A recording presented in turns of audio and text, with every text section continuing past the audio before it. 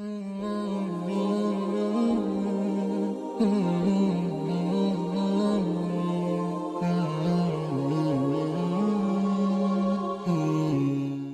masuk terorisme adalah Wahabi dan Salafi. Wahabi dan Salafi itu ajarannya ekstrim, tekstual, harfiyah, lafziyah, puritisasi dalam rangka memurnikan Islam, maunya gitu, maunya ngakunya dalam rangka memurnikan Islam seperti zaman Rasulullah. Semua dianggap bid'ah, dianggap sesat kalau tidak seperti persis seperti zaman Rasulullah. Walaupun mereka naik mobil sih, bukan naik onta. Tapi apapun yang kita lakukan kalau nggak seperti Rasulullah katanya bid'ah. Nah, kalau bid'ah berarti sesat, kalau sesat berarti neraka. Kullu bid'atin dhalalah wa kullu dhalalah finnar. Setiap barang yang baru yang tidak ada zaman Rasulullah bid'ah. Wa kullu bid'atin dhalalah, setiap bid'ah sesat. Wa kullu dhalalatin finnar, setiap neraka. Dan ini ajaran seperti ini pintu masuk untuk menjadi terorisme, menghalakkan darah orang sesama orang. Benarkah Salafi Wahabi dalam terorisme? Banyak statement negatif yang berkembang di masyarakat yang mengatakan demikian. Pertama, musuh-musuh Islam karena dia takut dikalahkan oleh Islam yang sebenarnya. Bagaimana dakwah salaf dikatakan dia itu dalam teroris, padahal dia membantah teroris. Cuma apa, kadang media atau orang tidak mau tahu yang namanya salaf yang sebenarnya. Yang dikatakan salaf itu siapa? Ya orang-orang yang punya pemahaman Khawarij, pemahaman Ikhwanul Muslimin.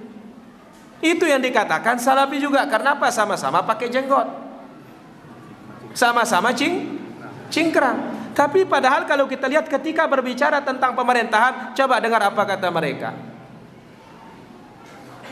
Ya, selalu akan menjelek-jelekkan penguasa.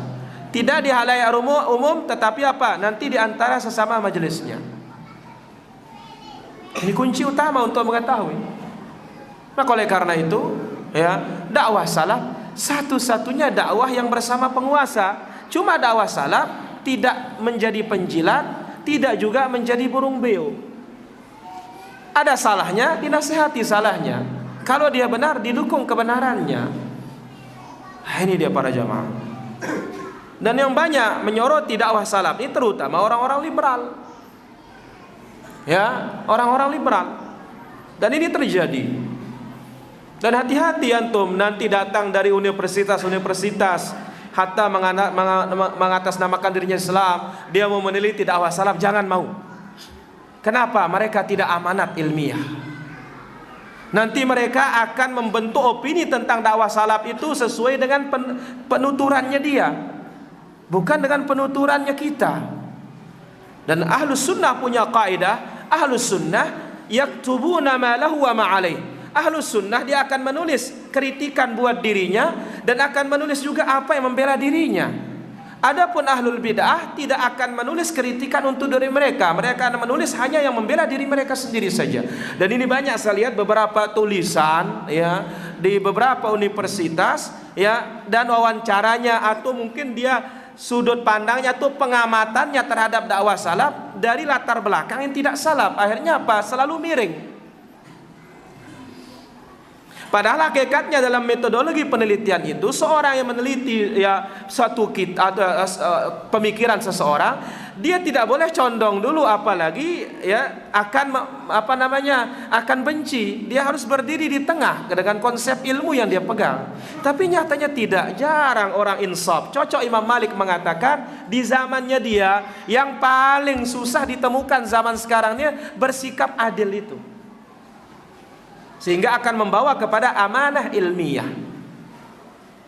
Ini perlu diperhatikan nih para jamaah. Jadi beberapa tulisan saya perhatikan seperti itu.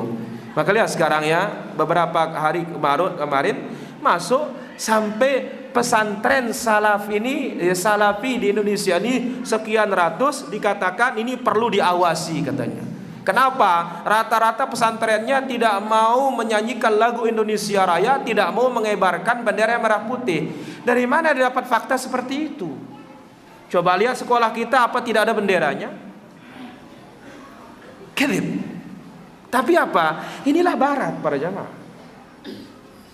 Ini barat. Karena dia tahu ketika kita pegang Islam kita, mereka luntur dan runtuh. Kenapa? Kita bersama Allah Azza wa Jalla.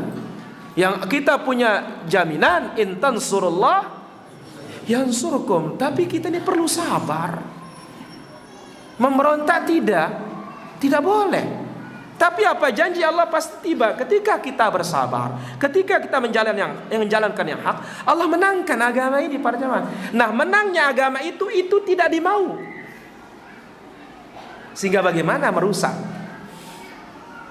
Ini perlu hati-hati kita, dan kita perlu waspada. Ya, ini nasihat bagi kita semua para jamaah. Dakwah salaf tidak bertentangan dengan pemerintahan. Ya, dia meluruskan yang salah, kemudian mengokohkan yang benar, bersandar kepada kitab Allah dan sunnah Nabi sallallahu alaihi wasallam. Maka dakwah ini tidak ada yang perlu kita khawatirkan, kecuali memang orang memusuhi apa? Islam itu sendiri. Kalau memusuhi Islam, ya sehebat apapun tetap akan dimusuhi. Yang Allah katakan walan tardu ankal yahud walan nasara hatta tattabi'a millatahum. Hadza huwa wallahu ta'ala ala wa ala.